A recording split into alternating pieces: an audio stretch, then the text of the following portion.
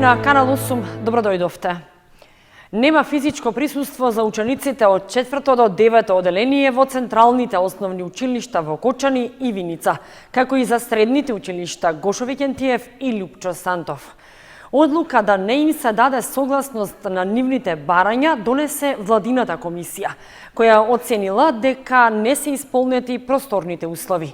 Тони Ајтовски ги има деталите. Физичко присуство за учениците од 4 до 9 одделение ќе нема во ниту едно централно основно училиште во општина Кочани, одлучи владината комисија која ги разгледувала барањата што биле поднесени од образовните установи. Според официјално објавениот заклучок, Централното основно училиште Никола Карев, Раде Кратовче, Малина Попиванова и Крсте Мисирков од Оризари не ги задоволили условите за физичко присуство на учениците, додека пак Централното основно училиште Свети Кирил и Методи воопшто ни не поднесе барање со оглед на ограниченоста на просторните услови и поголемиот број ученици. Согласност добија само подрачните училишта Свети Кирил и Методи во Горни Подлог за учениците од 4 и 5 одделение кои ќе одат во смени. Потоа подрачното училиште Свети Кирил и Методи во Бели за 4 и 5 одделение. Подрачното училиште Никола Карев во Градовци за наставата во 5 одделение. Подрачното училиште Никола Карев од Тракање за 4 и 5 и подрачното училиште Раде Кратовче во селото Невичани за учениците од 4 до 9 одделение. За основното музичко училиште Ристо Јуруков е дадена согласност за организирање настава со физичко присуство на учениците од 1 до 9 одделение, со подготвен план од училиштето само за индивидуална настава за избраниот инструмент, со согласност на родителот и почитување на заштитните епидемиолошки мерки што се пропишани во протоколот за настава со физичко присуство. При тоа не е дадена согласност за наставата со физичко присуство за учениците по теоретските предмети солфеж, хор, оркестар и хорско пеење. Според писменото известување од Министерството за образование и наука, согласност за присуство на учениците не е дадена и за двете средни училишта Лупчо Сантов и Гошо Викентиев, затоа што е оценето дека не се исполнети просторните услови. Слична е состојбата и во општина Виница. Таму согласност за физичко присуство на учениците е дадена за подрачните училишта Гоце Делчев во Јакимово и Стибања, Кочо Рацин во Блатец и Липец, Никола Парапунов во Драгобраште, Пеклани и Трсино, како и за подрачните училишта Славчо Стојменски во Лески и Градец. Централните училишта Гоце Делчев и Славчо Стојменски во Виница останаа без согласност за физичко присуство на учениците од 4 до 9 одделение. Изградбата на новата детска градинка во местноста Драчевик продолжува според планираната динамика, а завршен е првиот дел од карабината. Според подпишаниот договор со изведувачот, објектот треба да биде комплетиран до крајот на летото идната година. Продолжуваат планираните работи за изградба на новата детска градинка во населбата Драчевик во Кочани.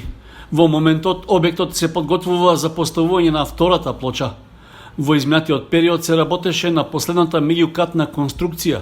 Стручните служби во општината, вклучени во надзорот, информираат дека изградбата на карабината на градинката е во завршна фаза. Објектот за згрижување на децата е проектиран на 2 нивоа, со вкупно 6 занимални, дистрибутивна кујна, 2 заеднички така наречени дневни соби, што се поврзани со тобоган. Градинката ќе биде од отворен тип, со можност за поширока комуникација меѓу децата и за поттикнување на нивната креативност. Во игралиштето на градинката ќе има ринги шпил јажиња, ѕидови за качување и тактилна патека. Објектот ќе располага со најсовремена фотокаталитичка фасада, која ќе дава ефект на 40 дрвца и ќе има можност за прочистување на воздухот во околината од смог и од загадување. Кочани е една од првите општини во државата каде што се гради нова детска градинка со грант од проектот што го финансира Светска банка, а со кој се подобрува пристапот до услугите за згрижување и воспитување на децата. Општинската организација на СДСМ од Кочани одржа пресконференција на која претседателот Гоце Серафимов истакна дека целосно е завршен проектот за рехабилитација на патниот правец до планинскиот рекреативен центар на Пониква. Локалната и централната власт, предводени од Социјалдемократскиот сојуз на Македонија, инвестираат за доброто на сите граѓани, на сите општини и на целата држава. И покрај светската пандемија која неминовно влијае на секој аспект од нашите животи, ние не забираме, туку продолжуваме со капиталните инфраструктурни инвестиции. Еден од многуте проекти кои започна да се реализираат е рехабилитацијата на регионалниот пат Кочани-Пониква. Туристичкиот центар Пониква со својата природна убавина и поволна клима е едно од најпосетените места во нашиот регион. За да се овозможи поголем развој на туризмот, потребно е да се подобри инфраструктурата, односно да се рехабилитира делницата која поврзува туристичкиот центар со општина Кочани. Првата фаза ја завршивме лани, а веќе сме на крајот и од втората фаза и покрај тоа што завршувањето на оваа делница беше предвидено за во април 2021 година. Вредноста на оваа инвестиција е 49,09 милиони денари, а должината е 7,4 километри. Со завршувањето на овој проект обезбедуваме квалитетно сообраќајно поврзување со туристичкиот центар Пониква, а со тоа го леснуваме развојот на туризмот во нашиот регион, овозможувајќи посетителите безпрекорно да уживаат во природните убавини кои ги нуди овој туристички комплекс. Продолжуваме понатаму.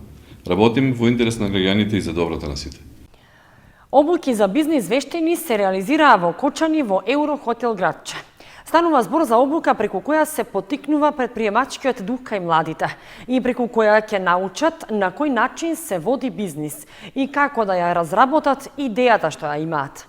Проектот за реализација на обуките е финансиски поддржан од Американската амбасада во Скопје. ЦЕФ Македонија во рамки на проектот креирање на центри за предприемништво во Источна Македонија реализира уникатни обуки за предприемништво и бизнис планирање. Главната цел на овие обуки е да ги обучи и да даде знаења и вештини на заинтересираните за бизнис активностите, како и подигање на свеста кај кандидатите за можностите кои ги нуди започнувањето самостоен бизнис. Обуката е наменета за потенцијални и постоечки предприемачи, вработени во организации кои го помагаат предприемништвото. Едукатори, креирачи на политики, родители, вработени, студенти, средношколци, невработени лица, како и лица со помалку можности. Ваква обука се одржа и во Кочани во Еврохотел Градче, чии учесници беа млади лица до 20 години. Во рамките на проектот исто така се основаа и два центри за предприемништво во Источна Македонија, ЦЕФ Исток со седиште во Штип и ЦЕФ Струмица со седиште во Струмица. Целта на проектот, како и на регионалните центри, е да работи на едукација за предприемништво на млади, со цел да ги поттикнеме да ги развиваат своите идеи, своите бизнис идеи, да ги претворат во иднина во бизнис можности. Самиот повик, значи, имаше огромна заинтересираност, особено заинтересираноста беше најголема во Кочани како мал куриозитет.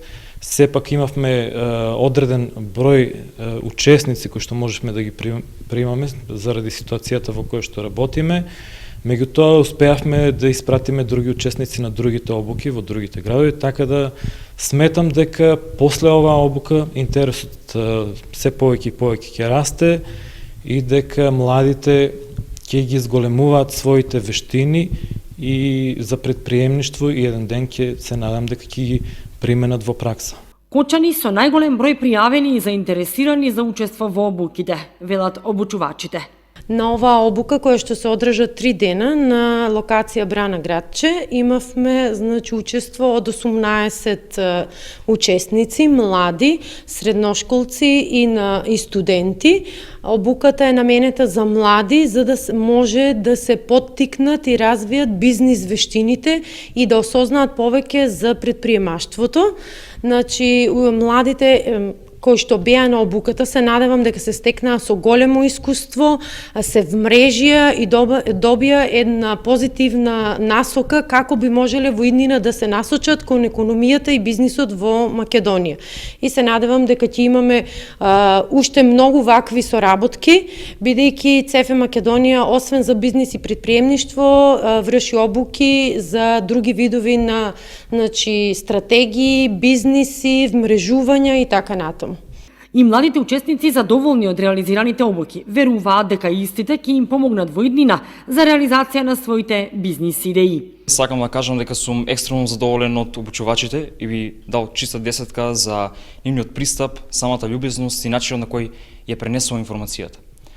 А верувам и сум убеден дека И сум крајно заинтересиран за други обуки, за да се стекнам со уште поголемо знаење, кој ќе ми помогне во мојата замислена иднина како иден предприемач. Учевме за маркетинг, учевме за стартап идеја, односно најбитната работа е идејата, па сето после се надоградува врз таа. Тоа е основата на бизнисот. Методите на обучувачите беа преку дискусија и на тој начин го надополнив моето знаење. Особено мене лично најубав дел ми беа игрите што ги игравме за поставување на своји цели и мислам дека тие ќе ми помогнат во животот.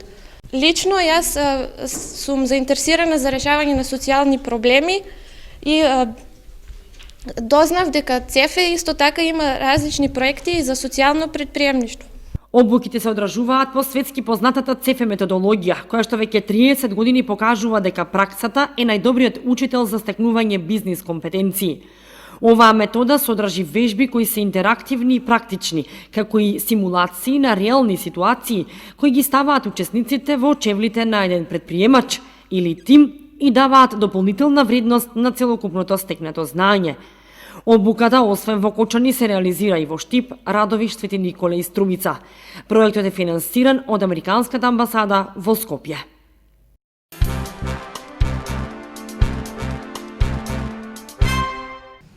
Викендов на браната Градче се одржа првиот риболовен надпревар Боила Куп 2020, чиј организатор беше риболовното здружение Кочански рибар. Беа уловени вкупно 234 килограми крап, а првото место го освои екипата на 33 карп тим од Кочани.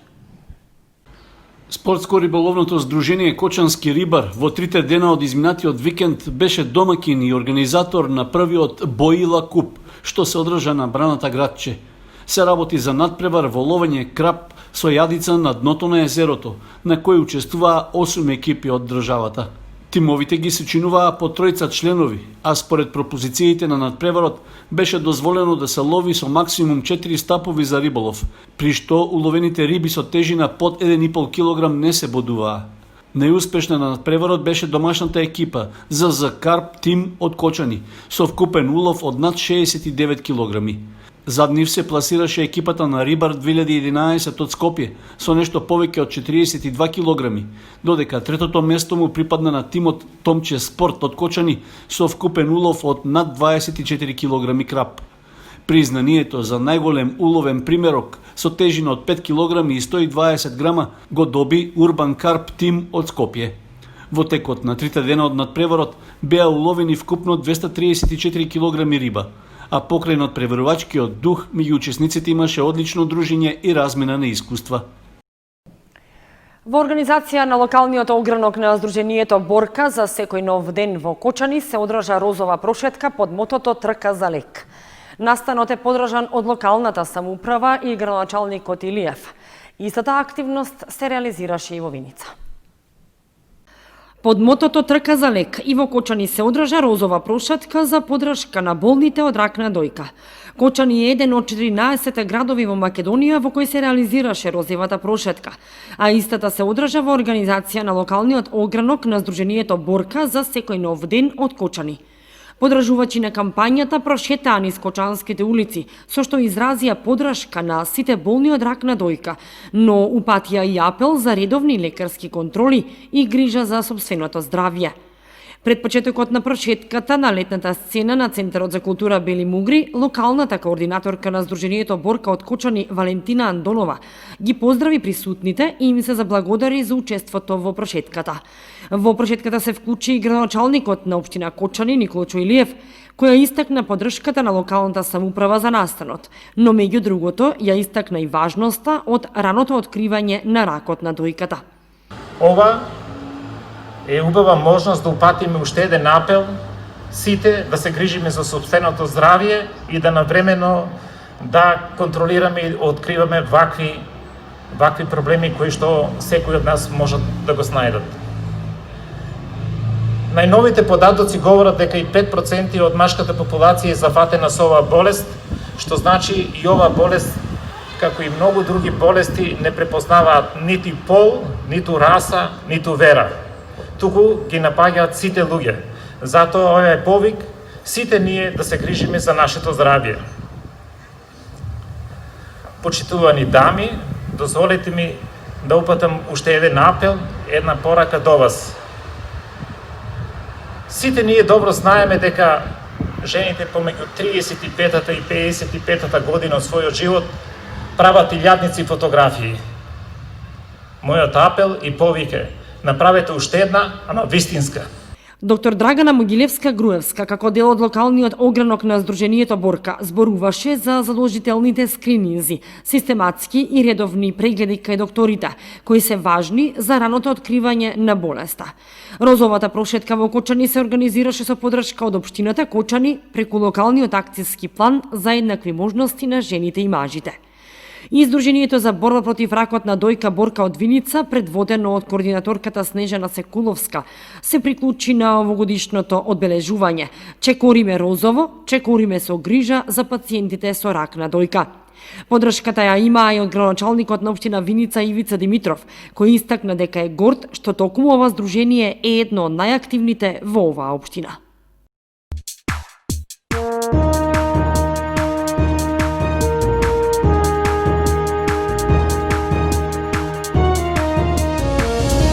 Следува информацијата од спортот. Второлигашите Осогово и Слога 1934 ги поделија бодовите во меѓусебниот надпревар што се одигра во Кочани. На надпреварот имаше и по едно исклучување на фудбалери од двете екипи. Во петтото коло од првенството на втората фудбалска лига Исток на стадионот Никола Мантов во Кочани се одигра соседското дерби меѓу Осогово и Слога 1934, при што двете екипи постигнаа по еден гол и ги поделија бодовите. Иако се очекуваше добра и борбена игра, сепак и покрај залагањата, фудбалерите упатија релативно помал број директни удари кон противничките голмани, поради што и крајниот резултат остана скромен. Исто така, она што беше карактеристично за овој надпревар е што и двете екипи останаа без еден играч. Откако најправин Драган Паунов уште во втората минута заработи црвен картон, а подоцна и Андреј Коцевски поради два жолти картона, за неполна минута мораше да го напушти тимот на Виничани. Слога прва дојде во водство во 38-та минута со погодокот на Бојан Иванов, резултат со кој што се отиде на пауза. Во второто полувреме жолто-сините успееа да изедначат во 78-та минута со голот што го постигна Илија Далчевски.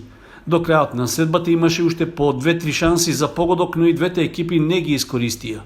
Со новиот бод, Слога обезбеди поместување на табелата за едно место и во моментот, заедно со Кожув, ја дели третата позиција за Тиквеш и Брегалница.